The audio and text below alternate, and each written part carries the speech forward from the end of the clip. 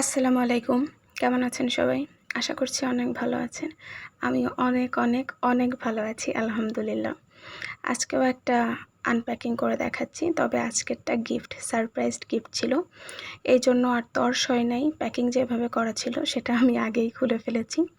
তো ১ম এ ভাবলাম যে একটা ছোট শর্ট ভিডিও বানাই।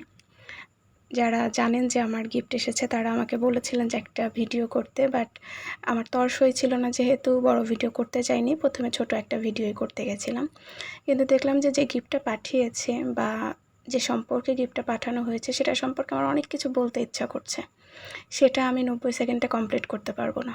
তো এইজন্য ভাবলাম কেন নয় একটু বড় ভিডিওই করি। যদিও ভিডিওতে তেমন কিছু থাকছে না দেখানোর, তবে কথা কিছু হয়তো থাকছে, হয়তো ভালো লাগতেও পারে আপনাদের। তাই আশা করব পুরো ভিডিওটা দেখবেন। তো আমার বান্ধবী এটা পাঠিয়েছে।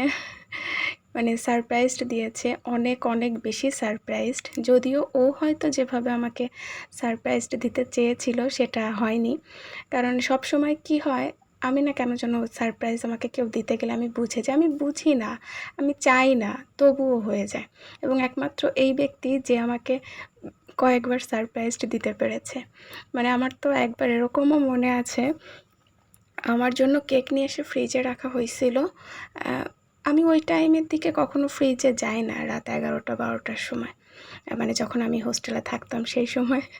এই যে গল্প করছি আর আপনাদের দেখাচ্ছি এই আর কি। তো গেছি, আমাকে যেতে দিচ্ছিল না ওরা, যে না যাইতে হবে না। মানে আমি যে কেন গেছিলাম আমি নিজেও জানি না, বাট আমি চলে গেছিলাম। যাওয়ার পরে ফ্রিজের মধ্যে কেকটা দেখে আমি বুঝে গেছি যে আমার জন্যই কেক রাখা।